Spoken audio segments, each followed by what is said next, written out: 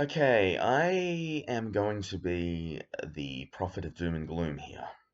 And I'm going to put it quite simply.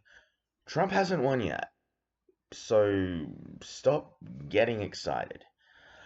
Here's the thing about 2020, and I bring up 2020 because, yes, we've had November 5, but by my calculations, we've got what, 52 days until certification, presuming it's still on January 6th. Then you've got, what, another 14 days till inauguration. This election is not over yet. Look at 2020. Okay, what happened? Wisconsin and Michigan. Trump ahead quite comfortably.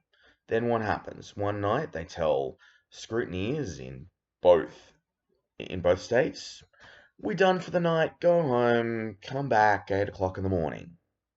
What happens? In the middle of the night, a vote dump of mail-in votes comes in, no scrutineering. They're almost all for Biden. Yes, I know mail-in votes traditionally heavily favor Democrats, and I agree with that. But those votes were not scrutinized. And suddenly Biden is up by tens of thousands. Um, that doesn't add up. That is a question mark because, and it would be a question mark if, it was a vote drop in the middle of the night after Democrat scrutineers had gone home and suddenly the Republican was ahead. Because you have no chain of custody in that. You have no way of verifying. You have no confidence in the election at that point because the very mechanisms that are there to provide confidence have been eroded. Then you have Pennsylvania, where they use social distancing rules to keep the Republican scrutineers away from the tabulators, but not the Democrat scrutineers. Republicans said, hang on, this is against the rules, which it was, got booted out of the building, and then there's even videos of poll workers, not poll workers, of people running the polling facilities, putting up sheets of cardboard over the windows, pardon me, so people can't see. And then when the court said, well, no, you can't do that, what did they do? They simply let the Republicans stand where they were meant to stand, but moved the tables back, so they still couldn't meaningfully make anything out.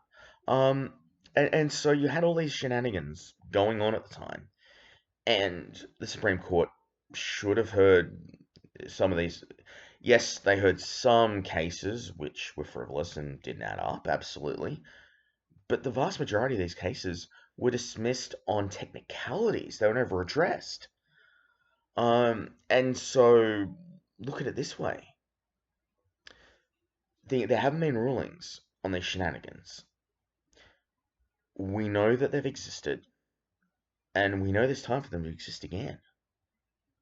And how do we know that there's not going to be these exact same shenanigans happening all over again?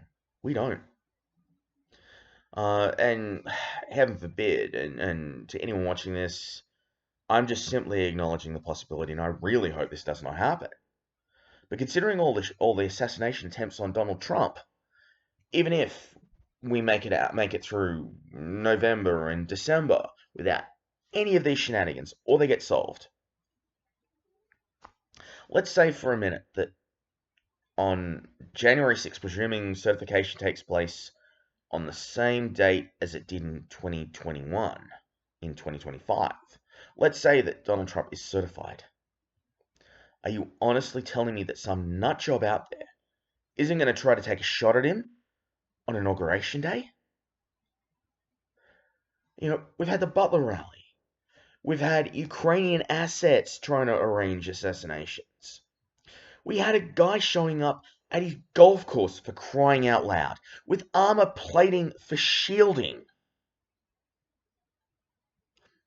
Yeah, sure, you got a lone whack job, but you're not telling me that some of this stuff is not organized.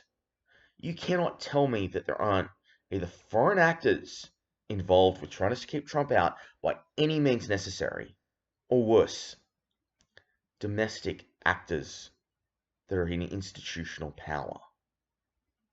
So I get the enthusiasm, and that's great. But seriously, stop pretending it's time to get out the champagne glasses. It's not.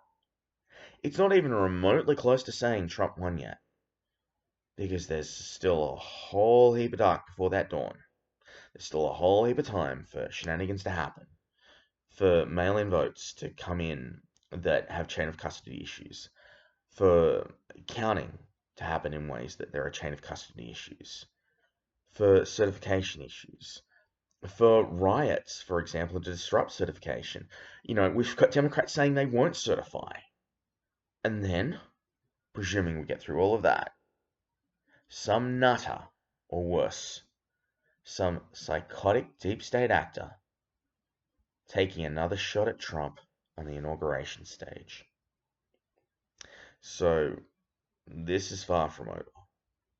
And until the day after Inauguration Day, just don't think for 1 minute that this is over.